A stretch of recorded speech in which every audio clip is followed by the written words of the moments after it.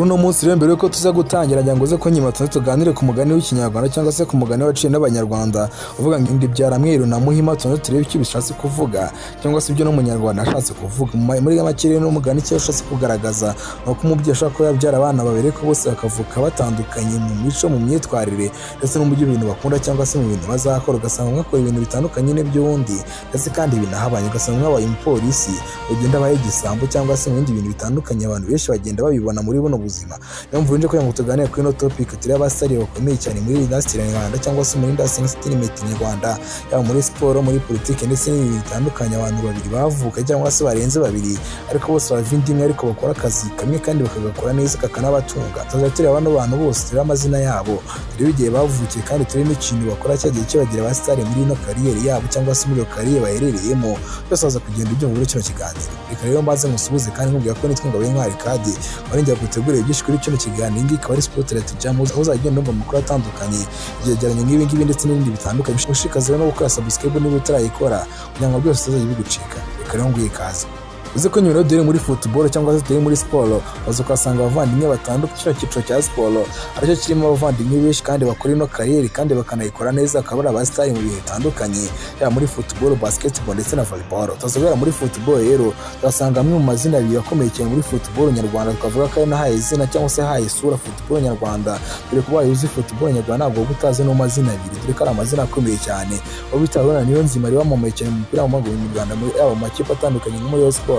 aperefuse ndetse mu ikipe y'igihugu ndetse yasose mu gihugu cyacu cy'u Rwanda akomeza no mu bihugu bitandukanye nka Tanzania reka n'afite abafana benshi muri Tanzania mu gihugu cya Tanzania abantu benshi bazo bitabana n'inzima reka mu agatazuro ka fundi wasuka cyangwa se bita fundi wasuka bitewe n'ibikorwa bitandukanye yagenda agakora bitabana n'inzima rero yavutse ku itariki ya 5 Gashyantare mwaka w'1990 kavukana no bita Muhaji ya Kizimana yavutse ku itariki 13 Kanama mwaka w'1994. Abavandimwe rero ni abakinnyi bakomeye cyane bikirangiye mu ikipe y'igihugu cyangwa se umupira w'amaguru ikipe y'igihugu cyane cyane ikipe y'igihugu y'u Rwanda Amavubi bitabona rero azwi nk'umukinnyi cyane wamamaye cyane mu ikipe y'igihugu kandi abaye kapiteni w'igihe kirekire ikipe yacu y'igihugu bitabona kandi yasohotse igihugu cy'u Rwanda akomeza mu bihugu bitandukanye nka Tanzania uko araherekana bikubwira nawe kandi Muhaji nawe abaye umwe mu bakinnyi bakomeye cyane mu ikipe ya PFC ntabwo abantu benshi bazamwibagirwa bitewe n'ibikorwa bitandukanye akomeza kugenda akora mu ikipe ya PFC igaragaza mu myaka itandukanye gusa aje gukomeza ava muri PFC akomeza mu bihugu bitandukanye nko muri Leta Zunze Ubumwe za Amerika aza mu Rwanda aza kwisanga mu ikipe ya polisi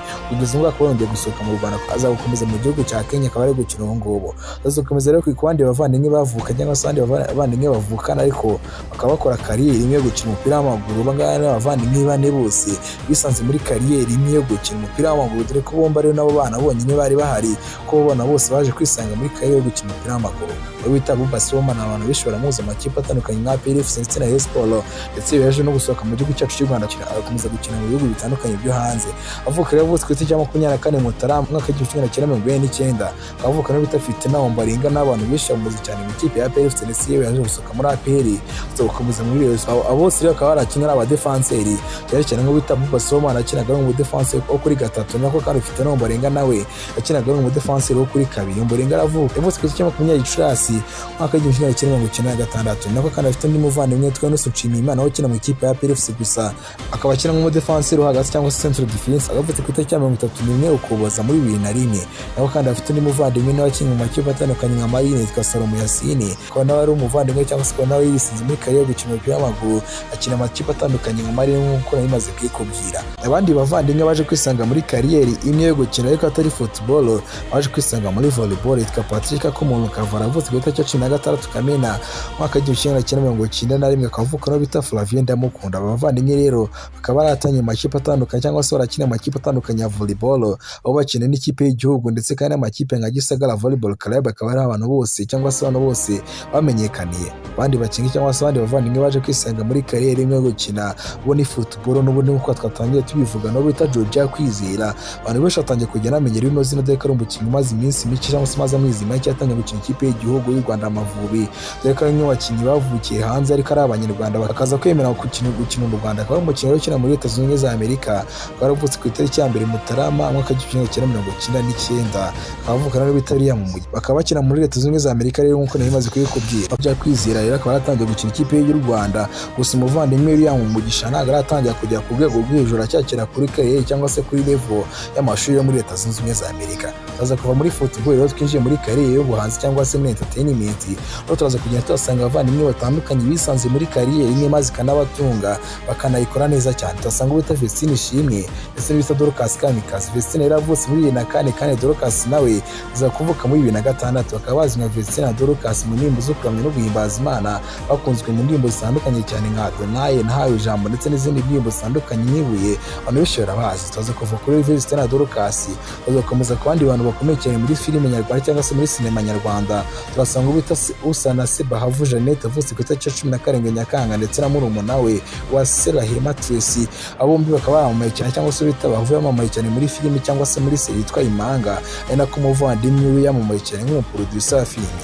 Baza kuva kuri abangaba rero dukomeze kwina mu mishimwe avutse muri 1999 ndetse n'ubita wa Sekete ya Kama ndetse na Brenda Iradukunda, bose kari abantu bakomeye cyane bisanze muri kariyeri imwe uko ari batatu, bakaba bazwi cyane nka Nadima Kenzies, bakaba bakora bitandukanye cyangwa se bakaba bakora ibintu bitandukanye ku mbuga nkoranyambaga bijyanye n'imideli ndetse na content creation muri rusange. Tuzakomeza kuri Alisa na Jeremine, bose kana bari abahanzi bakomeye cyane mu ndirimbo zo kuramya no guhimbaza Imana, nabo bakaba bavukana kandi bakaba bakomeje kugenda bakora byinshi mu bijyanye no kuramya no guhimbaza Imana cyangwa se mu ndirimbo zo kuramya no guhimbaza Imana. Tuza kuva rero mu bijyanye na entertainment twongeye tugaruke muri siporo ho gatere ko tutavuga ku bakinyi. Tuza kuvuga abakobwa bavukana bisanze muri kariyeri yo gusifura ubundi bidasanzwe gukunda kubaho, wasanga abasifuzi b'abagore akaba bombi baje kwisanga muri no kariyeri ari babiri bisanga muri no kariyeri yo gusifura. Ni Umutoni Aline ndetse n'Umutoni Alene, bose bakaba barisanze muri no kariyeri yo gusifura umupira w'amaguru mu Rwanda ndetse no muri Afurika muri rusange, bose kandi bakaba banabikora neza nubwo ari ibintu bitari bisanzwe kuba byabo muri football nyarwanda. Ntabwo byemenyere ko abona abakobwa kandi bari muri no kariyeri banabikora neza cyane. Tuza gukomeza rero tuve muri football mu bijyanye n'abasifuzi bajya mu kindi cyiciro cyangwa se mu kindi cyiciro kijyanye na business. Tugasanga abantu batandukanye cyangwa se abantu bakomeye cyane bagiye bakora ibintu bitandukanye kandi bavukana bose bava mu ndimi. Tuza kusanga abavandimwe babiri nabo bakoze ibintu bitangaje cyane birimo innovation ikomeye cyane. Tugasanga ubita Chance Tubane ndetse n'ubita Patience Nduwawe bashinze kampani cyangwa se abavandimwe batangije kampani yitwa tahoza.com, urubuga rwitwa tahoza.com akaba ari urubuga ruzwiho cyane gushakisha cyangwa se gutanga amatangazo y'akazi mu gihugu cyacu cy'u Rwanda. Tuza gusanga n'abandi bavandimwe babiri yitwa Josephine ndetse n'ita Joseline Higiro, bose bavutse mu mwaka w'1943, bakaba ari Impanga rero bashinze umuryango witwa Shita ufasha abana bo mu mahanda no kubashakira imibereho cyangwa se mukashakira uburyo bwiza bwo kuba babaho. Bose bakaba barisanze muri no kariyeri, bose bagakunda bino bintu kandi bakanabikora neza. Reka ngushimire wowe twabanye tujya tuvuga byinshi ku basitari batandukanye baba bisanze bakora kariyeri imwe kandi baba bavandimwe bakisanga muri kariyeri imwe kandi bakanayikora neza. Ariko ntabwo twose tutavuga ko bita Debe ndetse no bita Shima, abantu benshi barabazi muri kariyeri yo kuririmba cyangwa se muri no kariyeri yacu industry ya music. Bita Debe nashimiye muri make ntabwo bavuka nuko twatangiye tuvuga ku bavandimwe bisanze muri kariyeri imwe,